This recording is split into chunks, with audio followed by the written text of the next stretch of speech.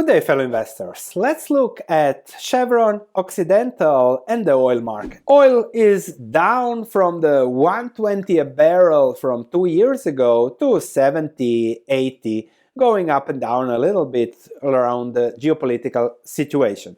Let's analyze Chevron first. The stock is doing well compared to oil prices, not even down that much, but the dividend yield is there, the P ratio, everything looks good, and of course with oil stocks it always depends on oil prices. Let's look a little bit at the company. They are replacing their reserves, which means they can produce for 10 years, and they are investing for further production over time, but this is 7 to 10 years is what usually the oil companies have ready, and then they invest later for the future. All depends on how much oil prices will be, but if oil prices stay around 70, 80, these companies will do good profits per barrel of oil, which is then reflected in dividends and buybacks. Their target is for free cash flow growth, their target is for high return on capital employed, but it always will depend on free cash flow at 60, which is their measure for the future. And even if we are higher than that now, they use 60 as, let's say, a relevant long-term conservative projection. And their projection is that their cash flows were 10 billion in 2022, and those will grow up and higher than 20 per year by 2027. If I compare 20 billion to the current market cap, then the dividends should go to 7% as they increase their cash flows. And their plan is, on their upside potential, that they can have 250 billion of cash from operations.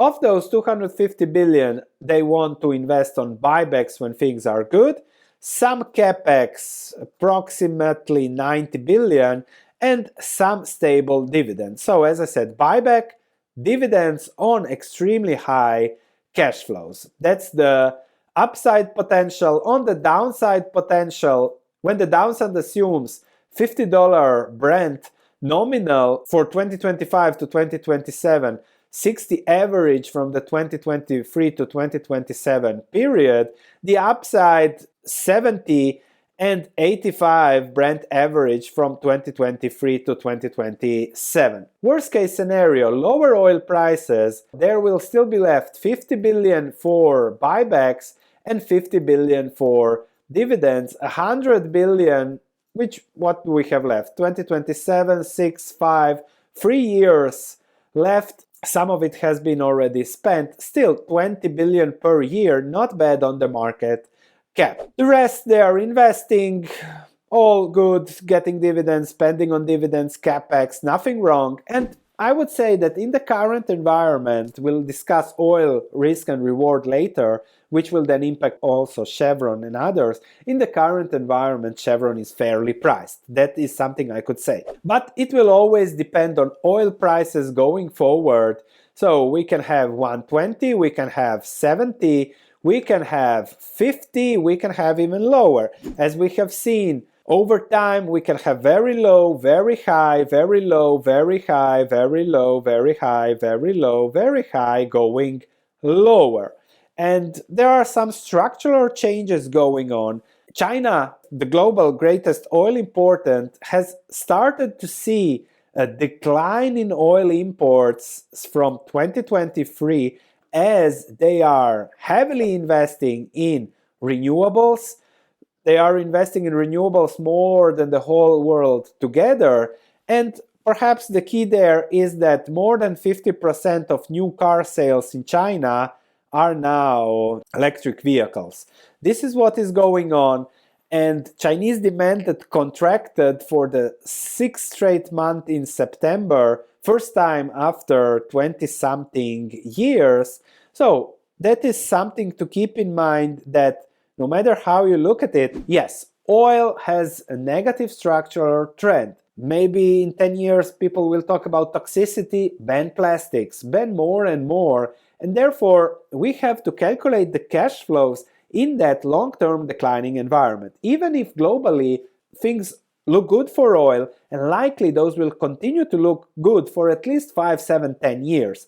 These are big changes and you can watch them. For now, globally, oil demand is still going higher. But despite things going higher, already with what's going on, for 2025, there is an expectation of surpluses. When surpluses are there, prices go down. Key to know here is that the current oil price higher than 50, let's say, is thanks to the OPEC, because the OPEC said, okay, we'll trim our production by 3 million barrels per day. Actually, Saudi Arabia said, I'll trim my production oil for 3 million barrels a day, and that will keep the markets good. Now, they are doing like this. They are selling 9 million times 70 equals 63. And they say it's better 9 times 70 than 11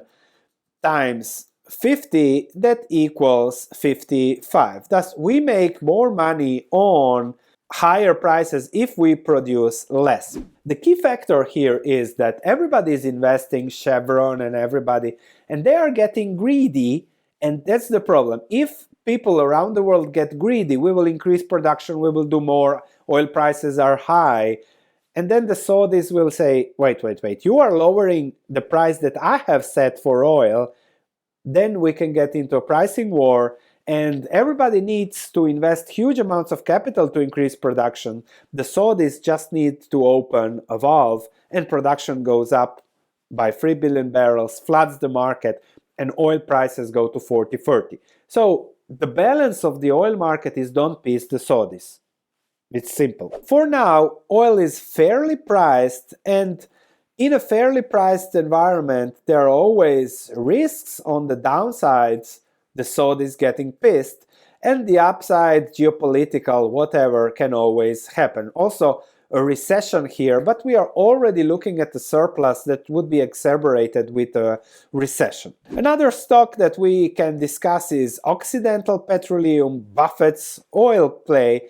The dividend is there, they are investing, they make an acquisition, growing, and Buffett bought a lot here and then keeps on buying a little bit over time, increasing his position. Now, I don't know if he is cashing in on his preferred shares or he is just buying on the market. This can be some agreement that he has, but the bulk has already been purchased. If I look at the company, free cash flows 1.5 over the last quarter, that's good. That's 6 on a market cap of 45.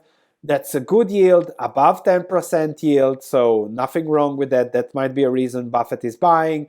For now, they are focused on debt reduction because they have taken a lot of debt for the Anadarko acquisition and now the recent acquisition of 12 billion. So they are buying those assets, growing through acquisitions, using the cash flow to repay debt for now, but when that comes to a normal level in 2-3 years, they will focus on share repurchases and also preferred equity Buffett redemption through superior shareholder returns. We'll see about that, but Buffett made his hedged bet, made his money by buying in the right time with the right structure.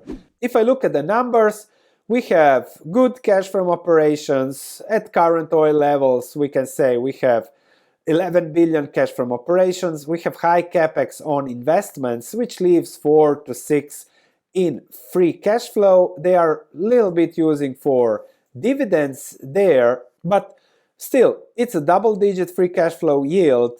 The only risk I see is lower oil prices, a recession, and that will be the time to buy from a value investing perspective. In a diversified portfolio now, it doesn't look bad. The cash flows are there. Those cash flows are used to lower the long-term debt. The new cash flows from the new acquisition should lower that even faster. And if they come to, I don't know, operating cash flows of 10 billion in debt, then that is something that could be managed over time. So we need another 3 to 4 years of cash debt reduction, and then we can go up with dividends, we can go up with cash flows. So I would put this on my watch list over time. If I can have then a recession, then this could be a booming investment over time. Buffett invested at 8%, they are still paying that. Now they invested 12 billion. Crown Rock investing, and the plan is pretty simple. At current valuations, the investment with good assets should lead to 1 billion increase in free cash flow per year in the first year. Then if oil prices go higher, but they paid 12 billion minus interest on the debt, still would increase free cash flow. So that's what they are playing on. Of course, that's not a bet on the market cap. There is also the risk of oil prices going down. As I said, is the Saudis get pissed for financing everyone else's party. But when it comes to value investing in these cyclicals, fairly priced doesn't cut it. We wait for the ugly, like we did in September of 2020. You might have bought from investing then. Then the free cash flow yields were above 20% on average cycle. So when we have that, then we'll look into oil. So in a diversified portfolio, good dividends, good long-term outlooks, everything okay. Occidental, no worries there. Buffett's backing, okay. But if you want the value investing, you want more, you want less risk, higher upside, then you just wait for ugly. And sooner or later, ugly will come. I have seen ugly 1, 2, 3 times in the last, 20 years. So it will happen once every 7 years, and that's when we can consider buying if we don't have other better things. Hope you enjoyed the video. Thanks for watching. I'll see you in the next one.